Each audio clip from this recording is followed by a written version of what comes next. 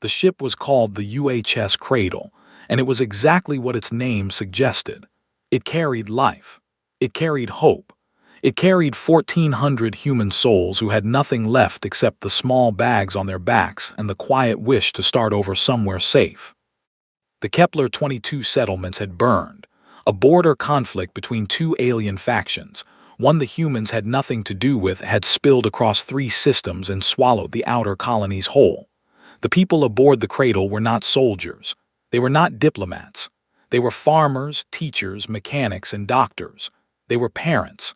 And among the 1,400, 600 of them were children. The Cradle moved slowly through deep space. It was not a military vessel. It had no weapons worth mentioning, no shield strong enough to stop a serious attack. It was a transport, a big, clumsy, lumbering ship that existed only to carry people from one place to another. The crew of 60 worked hard to keep it moving, to keep the systems running, to keep 1,400 scared and tired people fed and calm. Captain Inez Racha stood on the bridge and watched the stars. She had made this route 4 times before. It was supposed to be safe. The Galactic Concord had declared this stretch of space a protected corridor. Any attack here would be a direct violation of 17 different treaties. She was thinking about that fact, about those treaties, when the Verk ships appeared. They came out of faster-than-light travel without warning, 3 warships dropping into real space less than 40 kilometers from the Cradle. They were dark and angular, built to look like predators, every surface sharp and deliberate. The Verk Dominion had been building warships for 600 years. They were very good at it. Racha hit the emergency beacon before anyone told her to. Her hands moved on their own, fingers finding the right panel, pressing the right sequence. The beacon fired. A tight beam signal shot out toward the nearest Concord relay station, 32 light towers away. Help, if it came, would not come in time. She knew that. She sent the signal anyway. The Verk did not bother with demands. They did not ask the Cradle to stand down or cut engines. They simply fired a disabling pulse that knocked out the ship's drive systems and left it floating dead in space. Then their boarding craft came. There were 200 Verk soldiers. The Cradle's security team was 11 people with sidearms. It was not a fight. It was a surrender, and Captain Racha made it quickly because the alternative was a massacre in the corridors, and she would not let that happen to 1,400 people who had already lost everything once. High Warlord Seathrek came aboard personally. He was a large creature even by Verk standards, broad across the shoulders, his scales a deep greenish-black, his eyes flat and gold and utterly cold. He walked through the Cradle's main corridor like he owned it, his soldiers falling in around him, and he looked at the humans gathered against the walls with the kind of expression a man might make when he finds something mildly inconvenient. His translator spoke for him in flat, mechanical tones. Useful cargo will be processed. The rest will be removed. Racha stepped forward. These are civilians under Concord protection. This ship is in a protected corridor. You are in violation of.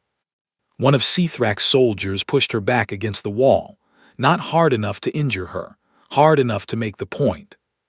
Seathrak walked on. His officers moved through the ship quickly and professionally. They sorted. Adults who were strong enough to work were marked. Adults who were too old, too young, too small, too sick were set aside in a second group. Children were gathered separately, herded by soldiers into the ship's main cargo bay, where they sat on the floor in groups, some crying quietly, most too frightened to make any sound at all. Seathrak reviewed the numbers with his logistics officer and made a decision. The adults, 400 of them, would be taken. Slave labor had value. The rest of the adults, approximately 400 more, would be left aboard the disabled ship. They would drift. The Concord would eventually find them, or they would not. It did not matter to Seathrak either way. The children were a different question. His logistics officer pointed out that young humans were not useful as labor. They were too small, too fragile, too slow to train. They ate resources. They made noise. They required supervision. Taking them served no purpose. Leaving them meant a live witness population that would reach Concord space and create a diplomatic incident. Seathrak considered this for approximately 4 seconds. He gave the order. It was not loud. It was not dramatic. It was a single sentence in the Verk military tongue, delivered with the same tone a man might use to ask for a report to be filed. His soldiers moved to carry it out. What followed lasted 11 minutes. Captain Racha heard it from the corridor where she was held at gunpoint. She heard it, and there was nothing she could do. She stood against the cold metal wall of her own ship, a soldier's weapon aimed at her chest, and she listened, and something inside her broke in a way that she knew would never fully heal. When the soldiers came back out of the cargo bay, 17 children were not among the dead. They had crawled into the ship's coolant vent system, narrow passages that no adult and no Verk soldier could follow, and they had gone still and silent in the dark, and they had survived. Seathrak did not know about the 17. His soldiers checked the bay, counted the numbers, and reported the task complete. He was already moving back toward the boarding craft, already thinking about the next system, already done with the cradle. His ships departed 40 minutes after they had arrived. The cradle drifted. Among the adults left aboard, a young engineer named Tomás Vega found a way to get partial power back to a secondary communications array. It took him 3 hours, working alone in a damaged junction room, his hands shaking the entire time. When the array came online, he had enough power for one short burst transmission. He thought about what to say. He thought about how to explain what had happened, how to describe it in words that made sense, how to give coordinates and casualty numbers and tactical information. In the end, he couldn't do any of that. He pressed the transmit key, and he said the only thing that was true. They killed the kids, they killed them all. Then the power cut out again, and the cradle went dark. The signal reached the conquered relay station 32 hours later.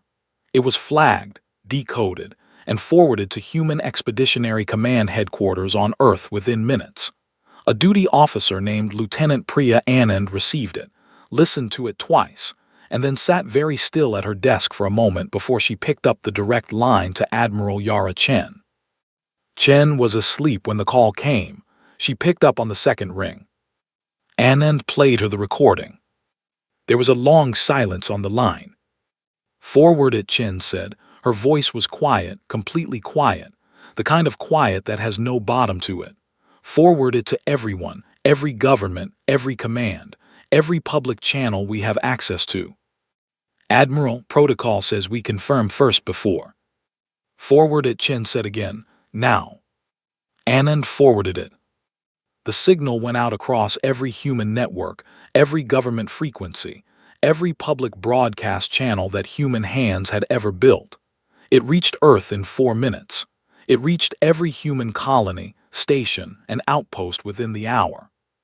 A 3-second recording, a man's broken voice, 8 words. Within 4 minutes of the signal hitting Earth's surface, every human government on record had opened an emergency session. Within 6 minutes, every single one of them had voted the same way. There were no dissenting voices, not one, not anywhere. For the first time in the long and complicated and often divided history of the human species, every single human institution capable of making a decision made the same decision at the same time. The Verk Dominion had just run out of time.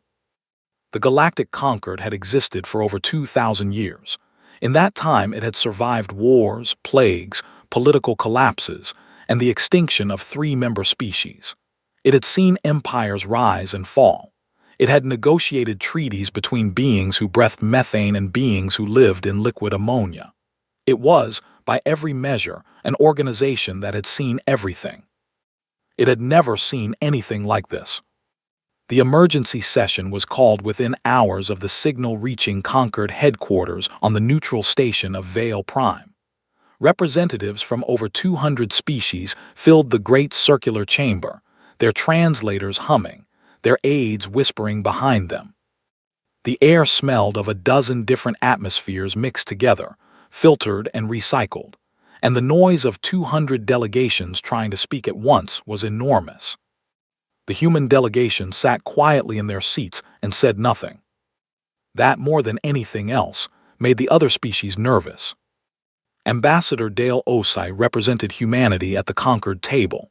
He was a tall man in his 50s, with dark skin and gray at his temples and the kind of calm that comes not from ease but from long practice. He had spent 20 years in diplomacy. He had sat through arguments and crises and moments that seemed like the end of everything. He was very good at appearing composed. Today he was not composed. He was simply still. There was a difference, and the beings who had worked with him long enough knew it. The Thalvori representative, an ancient creature called Seer Elindra, moved through the crowd and came to sit beside him. The Thalvori were among the oldest species in the conquered, tall, slow-moving, with pale blue skin and eyes that had seen 3,000 years of history. They were the closest thing the galaxy had to wise elders, and most species listened when they spoke. Elindra placed one long hand gently on the table between them. "Ambassador Osai," she said softly, "what your people lost was terrible. The conquered condemns it fully. But we ask that humanity step back from the edge. Let us pursue this through proper channels, tribunals, sanctions, reparations. The Verk Dominion will be held accountable through law." Osai looked at her for a long moment. "Seer Elindra," he said, "with great respect for you personally, how many of your children were in that cargo bay?" She had no answer for that. "The Verk have already responded," Osai continued. His voice was even, almost gentle. "Their High Council released a statement an hour ago. They described the event as a tactical inconvenience. Those were their exact words, a tactical inconvenience." The chamber had gone quieter around them. Other representatives were listening. "Your tribunals and your sanctions," Osai said, "are not something humanity is interested in discussing right now." Elindra leaned forward. "Revenge will not bring them back. Acting in grief and rage will only." "We are not acting in rage," Osai said, and the way he said it stopped her completely. Not loud, not sharp, just certain in a way that left no room for argument. "That is what I need you to understand. That is what every species in this room needs to understand before they make the mistake of trying to stop us." He stood up slowly and looked around the chamber. Every eye, every sensor, every visual organ in the room turned toward him. "Revenge," he said clearly, "is personal. Revenge is hot. Revenge is something you feel in your chest and act on before you think. What humanity is doing right now is not revenge. It is something older than that, something much colder." He paused to let the translators catch up. "Every species in this room has children. You protect them. You care for them. That is natural. That is biological. But for humans, something happens when a child is harmed that goes beyond the parents, beyond the family, beyond even the community. It spreads. It moves through our entire species like a current through water.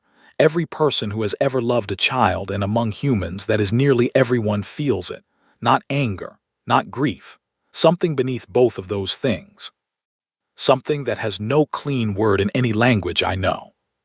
He looked at Elindra directly. "You said do not act in grief, but you misunderstand us. We are not sending our military because we are grieving. We are sending ourselves, all of us, because what the Verk did was not an act of war. It was an act that placed them outside the category of things we are willing to share a galaxy with." The chamber was completely silent. Osai sat back down. He folded his hands on the table. He was done speaking. On the other side of the station, in a private archive room that very few people had access to, the Thalvori High Archivist was already 3 hours into reading. His name was Sorvan, and he was the oldest living Thalvori, 2,911 years old, by human counting. He had personally witnessed the fall of the Dravari hegemony, the Silence War, and the collapse of the Ninth Conquered Assembly. He had read the histories of species long dead. He thought he understood the full range of what sapient life was capable of. He had not, until now, read deeply into human history. His aide had pulled the files at his request, not the diplomatic summaries or the cultural overview documents that the conquered kept for new member species, but the raw historical records. The actual history. The full version. Sorvan read about a conflict called the Second World War. He read the numbers. He read about the firebombing of cities, the industrial scale of the violence, the complete and total mobilization of an entire civilization toward the single goal of destroying an enemy. He read about unconditional surrender, a human concept that meant not peace, not ceasefire, not negotiation, but the complete and total elimination of an opponent's ability to ever fight again. He read about a weapon called the atomic bomb and the cold logic by which humans had decided to use it. He read about the Mongol expansion. He read about Rome. He read about a dozen other conflicts in which humans had, when pushed past a certain point, stopped fighting wars and started ending civilizations. Then he read about what made humans stop, what pulled them back, what they chose when given the chance to do with their enemies after the fighting was over. He read about rebuilding, about the Marshall Plan, about food aid sent to former enemies, about the strange human habit of helping the people they had just finished defeating. He sat with all of this for a long time. Then he called his aide and dictated 2 messages. The first was to his homeworld's planetary defense network. It was a simple instruction: raise the shields, run a full systems check, and keep them raised until further notice. His aide looked surprised but did not question him. The second message was to the Werk High Council. He wrote it himself, which was unusual. Normally he dictated. This one he typed slowly, word by word, because he wanted to be sure of every sentence. It was short. To the High Council of the Werk Dominion. My name is Sorvan. I have lived for nearly 3,000 years, and I have watched more civilizations end than you have years of recorded history. I am writing to tell you that you have made a mistake from which there is no recovery.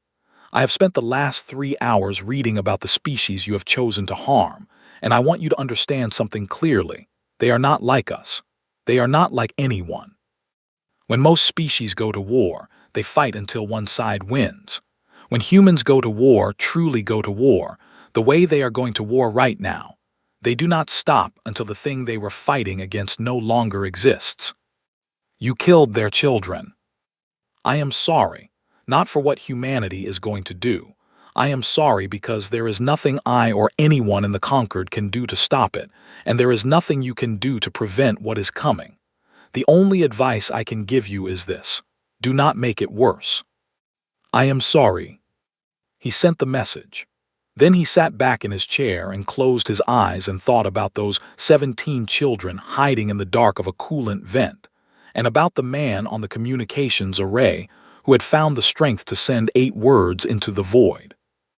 Outside the archive window, the stars were very still and very far away. He thought they looked tonight a little like they were waiting. Back in the main chamber, the conquered session had dissolved into noise. Species argued. Proposals were made and rejected. Committees were formed to draft resolutions that everyone in the room knew would accomplish nothing. Ambassador Osei had already left. He had a call to take. Admiral Chen was on the line, and she had numbers to go over: fleet numbers, mobilization timelines, supply chains, targeting priorities. He walked through the corridor of Vale Prime Station, past alien delegates and aides and journalists from 40 species, and none of them stopped him, because something in the way he walked told them not to. His communicator buzzed. He answered it. Ambassador, Chen's voice, calm and deep and absolutely focused. We're ready to begin. I need authorization. Osei stopped walking. He looked out the long viewport at the stars beyond the station glass. You have it, he said. He put the communicator away and kept walking. Behind him, the conquered chamber argued on, filling the air with words that no longer had any power to change what was coming. Ahead of him, in 31,000 ships spread across human space, engines were beginning to warm up. The Werk Dominion had 14 star systems under its control. It had been a dominant power in its region of the galaxy for over 4 centuries. Its military was large, experienced, and brutal. Its warships were fast and well-armed. Its soldiers had fought and won wars against 6 different species in the last 200 years, and it had never once lost a conflict it had chosen to start. The Werk High Council reviewed the human mobilization data and was not particularly worried. The numbers were significant, they admitted. 31,000 ships was more than they had expected. The speed of the mobilization was unusual, but humans were a young species. Young species made emotional decisions. They would come in hard and fast, take losses, and then come to the table once the reality of fighting a real war set in. That was how it always worked. That was how every conflict the Werk had ever fought had gone. Their top military advisor, a scarred veteran named Commander Drev, stood before the council and laid out the plan. They would let the humans come to them. They would meet them at the border systems with their full fleet. There would be a major engagement. Humans would take heavy casualties. Then negotiations would begin, and the Werk would dictate the terms. It was a clean plan, a logical plan. It was the wrong plan entirely. Admiral Yarachen had not slept in 40 hours and did not intend to sleep for another 40. She stood at the center of the command floor of the HEC flagship, the UHS Relentless, surrounded by screens and officers, and the constant low hum of a warship at full readiness. She was a compact woman, 53 years old, with short gray hair and dark eyes that moved constantly across screens, across maps, across the faces of her officers, reading everything at once. She had been a naval officer for 30 years. She had fought in 2 smaller conflicts and studied every major war in human history. She understood something about warfare that the Werk, for all their experience, had never fully learned. You did not win wars by defeating armies. You won wars by making armies impossible. The plan she had built over the last 72 hours with her senior staff was not complicated. It was not elegant. It was thorough, which was better than both of those things. Every Werk shipyard in 14 systems had been mapped. Every fuel depot, every supply station, every communications relay, every repair facility, every logistics hub. The entire nervous system of the Werk war machine had been charted down to the last installation. The Werk fleet was sitting at the border, waiting to fight. Chen was not going to the border. She divided her 31,000 ships into 14 task forces and sent them in all directions at once. Operation Hollow Crown began at 300 hours, Concord Standard Time, on a Tuesday. The first thing the Werk lost was their ability to talk to each other. Human electronic warfare units hit every major communications relay in all 14 systems in the opening minutes of the operation. Not destroyed, disabled, jammed, filled with noise. The Werk fleet at the border began sending signals to their command centers and received nothing back. Their command centers tried to reach the fleet and heard only static. For the first 6 hours of the operation, the most powerful military force in that region of space was essentially blind and deaf. The second thing they lost was their ability to build new ships. Werk shipyards were enormous structures, decades old, irreplaceable in any short time frame. Human strike teams hit them with precision. Not carpet bombing, not the kind of raw destructive force that would have killed thousands of Werk workers. Chen had been very specific about that. Targeted strikes, the dry docks, the fabrication arms, the power cores that ran the construction systems. The yards themselves were left standing, largely intact. They simply no longer functioned. Repairing them would take years. The third thing they lost was their fuel. Werk warships ran on a refined energy compound that required large, complex processing stations to produce. There were 11 such stations across the 14 systems. Human teams found all 11. By hour 4 of the operation, 10 of them had been disabled. The 11th was located inside a civilian population center, and Chen had pulled that strike team back rather than risk civilian casualties. The Werk fleet at the border had fuel for approximately 3 weeks of sustained operations. After that, their ships were very large, very expensive, very heavily armed pieces of drifting metal. The fourth thing they lost was their confidence. In the observation deck of a Krethi military intelligence vessel positioned at the edge of the conflict zone, General Harrow of the Krethi Defense Command watched the tactical feeds with his senior staff. The Krethi were professional soldiers. Their species had been fighting organized wars for 10,000 years. They had military traditions older than most civilizations. They considered themselves among the finest strategic minds in the galaxy. They watched in complete silence for 2 hours. Harrow's aide, a young officer named Tesvik, finally spoke. "They didn't engage the fleet," she said. It came out sounding almost like a question, like she needed someone to confirm what she was seeing. "No," Harrow said. "They went around it." "Yes. They hit everything that supports the fleet, without engaging the fleet itself." "Yes." Tesvik looked at her screens. "The Verk army is fully intact. Every soldier, every ship, every weapon, and it doesn't matter." "It will matter in about 3 weeks," Harrow said, "when their ships can't move and their commanders can't communicate and they have no way to repair or replace anything that breaks. An army that cannot be supplied is not an army. It is a problem waiting to be solved at your convenience." He was quiet for a moment, watching the feeds. "These creatures," he said slowly, almost to himself, "they don't fight wars, they end them." He turned to his communications officer. "Send a message to Kretha High Command. Tell them I recommend we review every defense treaty we currently have with species that border human space, and make sure those treaties are very clearly and very obviously in order." His communications officer looked up. "Do you think humans would?" "No," Harrow said. "I think humans are extremely unlikely to ever come for us. I am suggesting we make absolutely certain we never give them a reason to." On the 4th day of the operation, Admiral Chen received a different kind of mission. Intelligence had located the 17 surviving children from the cradle. They were being held in a temporary Verk facility in the 3rd system, not a military base, not a prison, but a processing station that the Verk had apparently been using to sort through items taken from various raided ships. The children had been put there because no one in the Verk chain of command had quite figured out what to do with them. Chen looked at the location data for a long time. Then she made a decision that surprised her staff. She took the mission herself. She did not send a strike team. She did not call in a combat unit. She put together a crew of 12 people, medical staff, a child psychologist, 2 translators, and 4 security officers, and she took a small, fast, unmarked shuttle into the 3rd system herself. They came in under the cover of the ongoing operation, moving through the confusion of a Verk command structure that was already badly disrupted.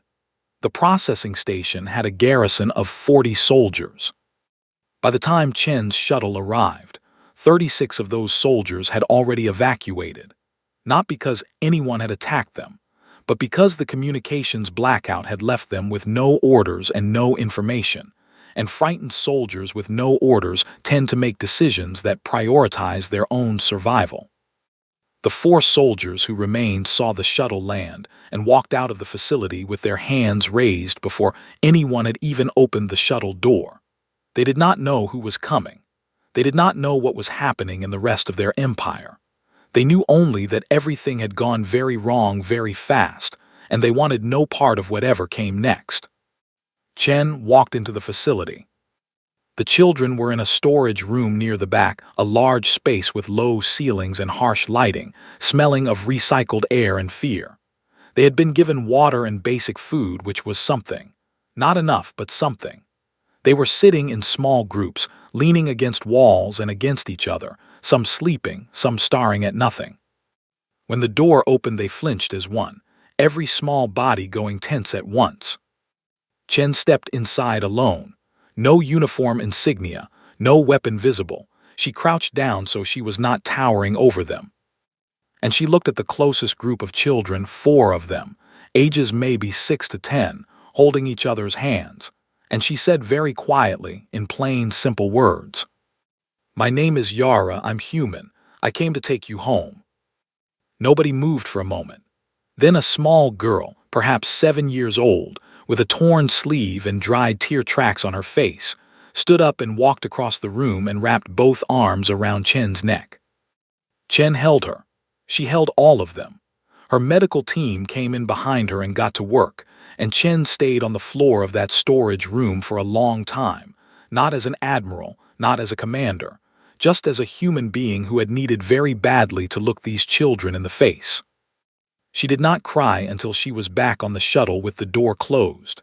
Then she cried for a long time, and nobody on her crew said a word about it, because 3 of them were crying too. By the end of the first week, every major Verk military installation in 11 of the 14 systems had been neutralized. The Verk fleet at the border was intact, fully armed, and completely unable to do anything meaningful with any of that. Their commanders were sending runners, actual physical messengers on ships, because it was the only way to communicate. Their supply lines were gone. Their repair capabilities were gone. Their ability to build replacements was gone. The Verk High Council, for the first time in 4 centuries of dominance, called an emergency session to discuss not strategy but survival. Commander Drev, the military advisor who had promised them a quick and manageable conflict, stood before them and said something he had never said in 40 years of service. "I don't know how to stop this," he said. The council chamber was very quiet. Outside, in 14 systems, 31,000 human ships continued their work with the steady, unhurried patience of people who had already decided how this ended and were simply moving through the steps required to get there. They were not in a hurry. They did not need to be. They had already won. They just hadn't finished yet. High Warlord Seathrek was not captured in battle. There was no dramatic last stand, no final charge, no moment where he raised his weapon and chose to go down fighting.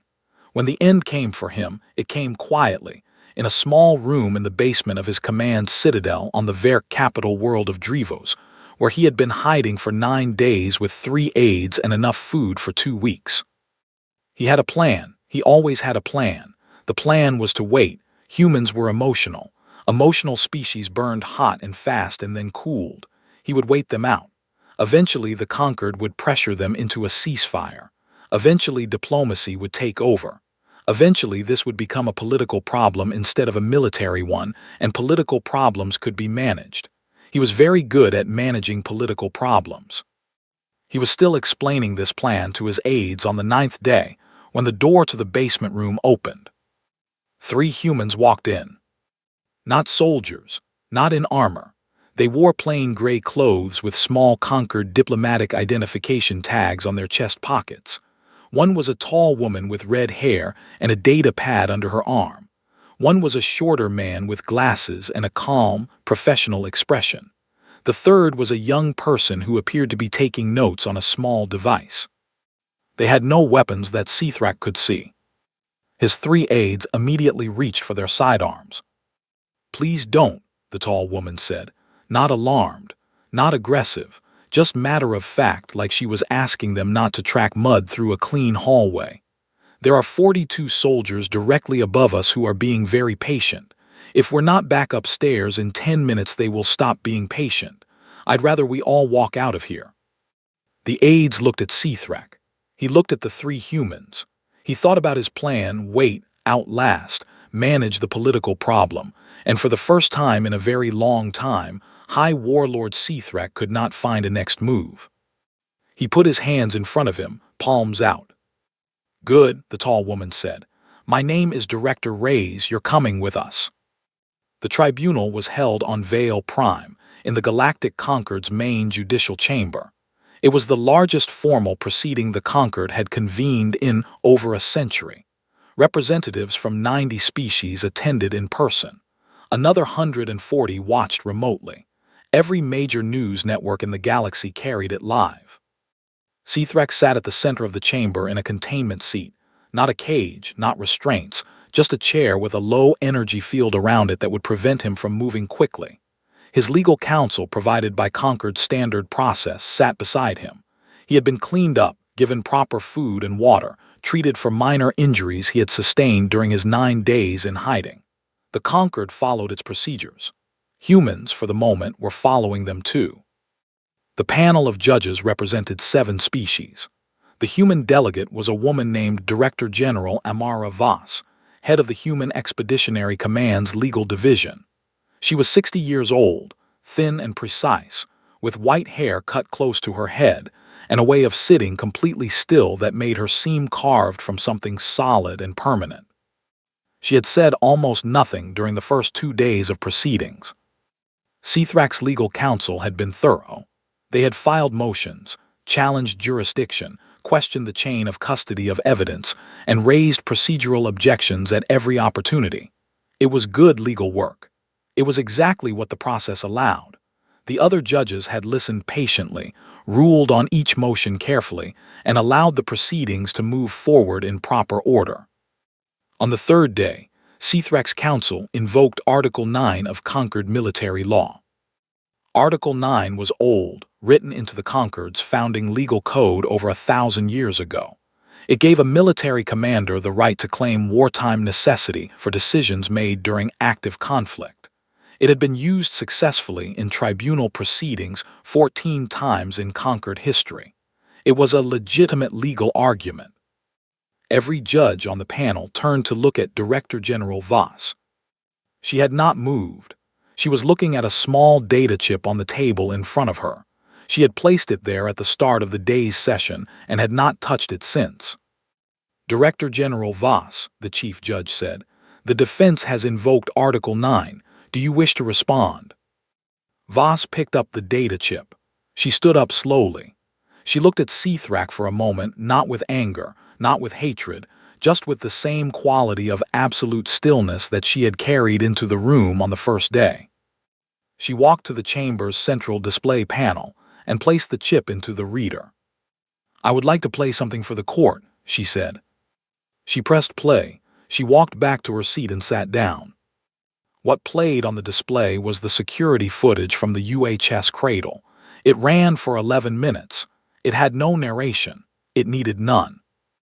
The chamber was silent in a way that chambers rarely are, not the silence of people waiting for something to happen, but the silence of people who have stopped breathing. When it ended, Voss did not stand up again.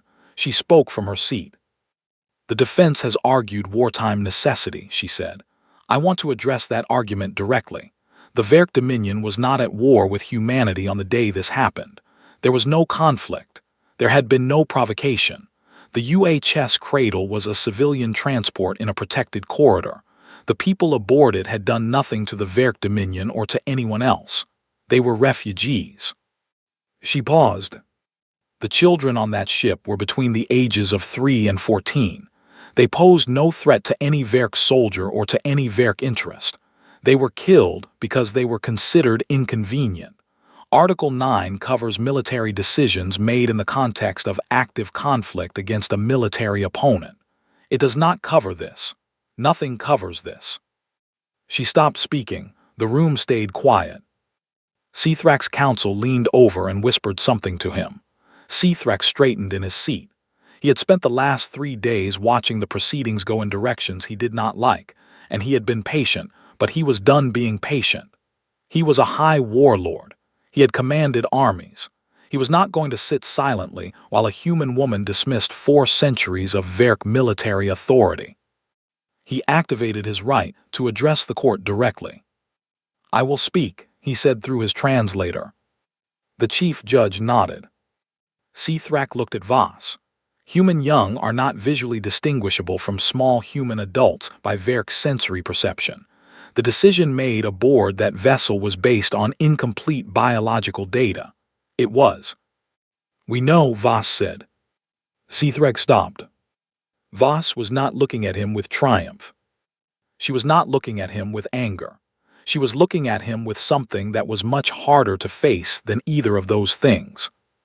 "We know that you cannot easily tell our children from our adults by sight," she said. "That fact is in your own biological assessment reports, which we recovered from your command citadel. We know you knew that before you boarded that ship." She let that sit for a moment. "That is why," she said quietly, "this is not about you anymore." Seathrak did not fully understand what she meant. He would later. But in that moment he simply went still, because something in her voice told him that whatever came next was already decided, and had been decided long before he walked into this chamber. The trial of Sithrak lasted 4 more days. The verdict was not in question. What took time was the full legal construction of the case. The documentation, the witness testimonies, the forensic evidence from the cradle, all of it entered into the permanent record of the Galactic Concord so that it could never be erased, never be revised, never be claimed to be something other than what it was. Sithrak was convicted on 41 counts. He was sentenced to permanent confinement in a Concord maximum security facility. He would live out the rest of his natural life there. He would receive food, medical care, and shelter. He would not be harmed. He would simply never be free again. He had expected execution. The sentence confused him. Commander Drev, brought in afterward, asked a human officer why Sithrak had not simply been killed. The officer thought about it for a moment. Killing him would have been the end of it, the officer said. This way he has to keep living with what he did, and the record stays open. People can keep reading it. It doesn't close. Drev thought about that for a long time. The hunt for the Verk High Council began the day after Sithrak's conviction. All 44 members had fled in the weeks following the start of Operation Hollow Crown. They had scattered across Concord space and beyond, using false identities, safe houses, intermediaries, every resource that 4 centuries of political power could provide. Some had gone to neutral systems. Some had paid for protection from minor species who thought the money was worth the risk. 2 had reached the very edge of explored space and hidden in stations so remote that finding them should, by any reasonable estimate, have taken years. It took 11 months, 44 targets, 44 recoveries. Every single one. No one who helped hide them was paid enough to make it worth it. No safe house was far enough. No false identity was clean enough. Human intelligence teams worked with the patience and precision of people who were not operating on a deadline, because they had already decided that there was no version of events in which this did not end with all 44 in custody. When the last council member was brought in, found in a decommissioned fuel station at the edge of an unmapped system, 400 light-years from Verk space, the officer who made the arrest sent a single-line report back to HEC headquarters. That's all of them. Chen read the report. She forwarded it to Ambassador Osai. He forwarded it to the Concord chamber. The chamber received it in session, and for the first time in the entire proceeding, several of the alien delegates began to understand something they had been told but had not quite believed until now. When humans said they would find someone, they found them. Every single one. In the weeks following the final arrest, the Galactic Concord's legal committee began drafting a new clause for the Concord's founding charter. The drafting process normally took years. This one was completed in 9 days. The clause was formally titled Amendment 7 of the Third Revised Charter, Article 31, Subsection 4. Nobody called it that. Within a week of its circulation, every diplomat, every officer, every legal scholar in the Concord was calling it by the name that a junior Thalvori aide had used in an internal memo that somehow became public. They called it the Human Clause. It was simple. It prohibited harm to the juvenile members of any sapient species under any military, political, or economic justification. The penalties for violation were severe and immediate. There were no exceptions. There was no Article 9 equivalent. Every species in the Concord signed it. They signed it within a week. Not one of them wanted a second lesson. The Verk Dominion did not end in fire. That surprised many people who had watched the whole thing unfold. They had expected a final battle, a last dramatic strike, some large and terrible moment that would mark the definitive end of 4 centuries of Verk power. Stories like this one, they assumed, ended with something burning. But humans had been very deliberate from the beginning about what they were doing and what they were not doing. They were not destroying the Verk people.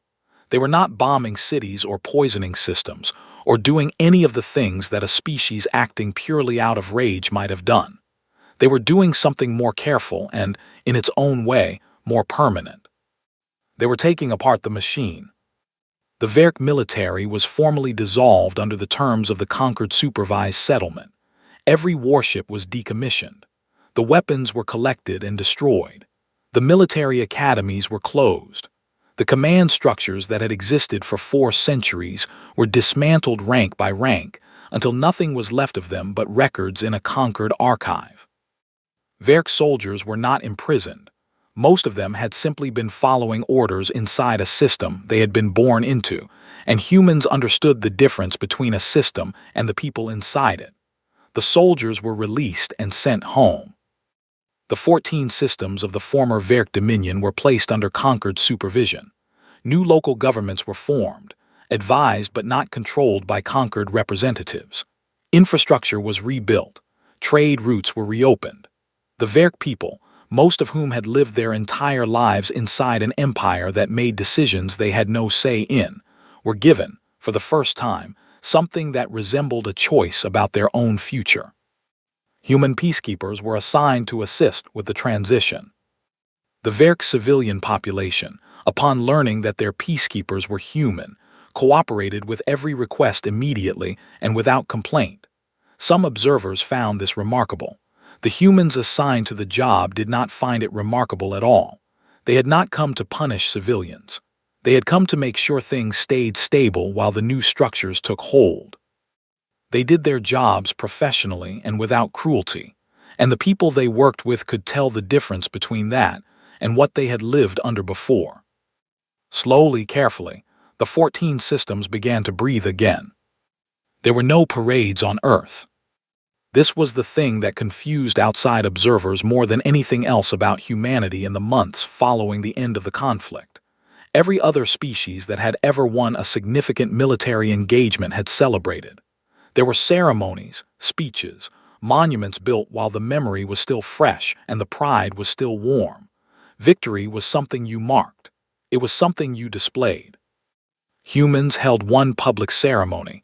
It was not a victory celebration. It was a memorial. It was held on Earth, in a large open park in the city of Nairobi, on a clear morning in early autumn.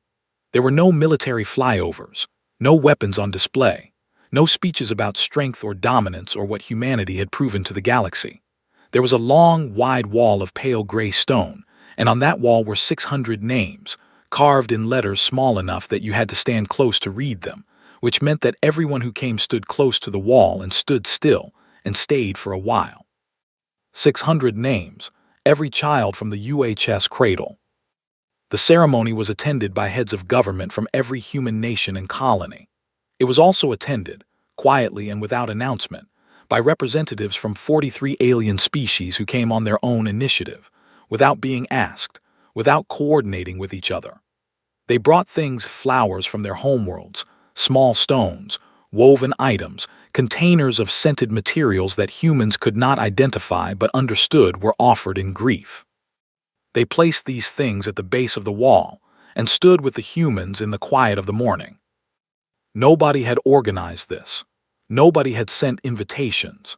It simply happened because 43 species had watched everything unfold from the beginning and had arrived, in their own time and in their own way, at the same conclusion: that they should have done something sooner, and that the least they could do now was show up and stand there. Admiral Chen attended alone. Without her staff, without her uniform. She wore plain clothes and stood near the end of the wall for a long time, reading names. She found the section where the youngest children were listed. She stood there the longest. At some point, the small girl from the storage room on Verk 3, whose name, Chen had learned, was Amara, the same name as Director General Voss, which felt like the kind of coincidence that meant something even if you couldn't say what, found her in the crowd and took her hand without saying anything. Chen held it. They stood together at the wall until the morning was nearly gone. The 17 survivors grew up. This was not a small thing. For a long time it had not seemed certain. Some of them carried what had happened inside the cradle in ways that took years of careful, patient support to begin to heal. Some of them had nights that were very bad for a very long time. Some of them were angry in ways that did not go away quickly, and the adults around them understood that this was not a problem to be fixed but a weight to be shared, and they shared it without complaint for as long as it was needed. They were given every resource humanity could offer: schools, doctors, quiet places when quiet was needed, people who listened without trying to rush them toward being okay before they were ready. The Concord's member species contributed to Thalvori educational materials, Krethi therapeutic practices, a dozen other offerings from species who were not human, and had not experienced what these children had experienced, but who understood, at least, that support did not require perfect understanding. The 17 grew up. They became people. They became engineers and teachers and artists and doctors and, in one case, a diplomat. Her name was Sola Mwangi. She had been 9 years old on the cradle. She had been one of the 17 who crawled into the coolant vents and went still and silent in the dark. She had red-tinged memories of that day that she had spent years learning to carry without being crushed by them, and she had decided somewhere in her teenage years that the best thing she could do with everything that had happened to her was to make sure it meant something going forward. She became a Concord ambassador at 28 years old, the youngest human ever appointed to the position. Her first address to the full Concord chamber was short. She had been offered time for a long speech and had declined most of it. She stood at the human delegation's podium and looked out at 200 species and said what she had come to say. "I was on the cradle," she said. "Some of you know that. I'm not here to talk about what happened there. I'm here because my people decided that I should have a seat at this table, and I think the reason they decided that is the same reason I decided to take it." She paused. "We are not here because humanity is the strongest species in this room. Maybe we are and maybe we are not. That is not the point. We are here because a long time ago humans made a decision, not in a meeting, not in a policy document, but somewhere deep in the way we are built. That strength without love is just violence with better weapons. That power without care is just danger wearing a uniform." She looked around the room slowly. The Verk were powerful. They had ships and soldiers and 400 years of dominance. None of it saved them when they forgot that basic thing. Don't any of you forget it either. She sat down. The chamber was silent for a moment. Then it was not silent at all. In the years that followed, the Concord intelligence database was updated to reflect the events of the conflict. New classification systems were created. New threat assessment categories were written. Species were assessed not just on military capability, but on motivation, history, and the specific conditions under which they became dangerous. For most species, the assessment was relatively straightforward. For humans, the analysts spent a long time trying to find the right language.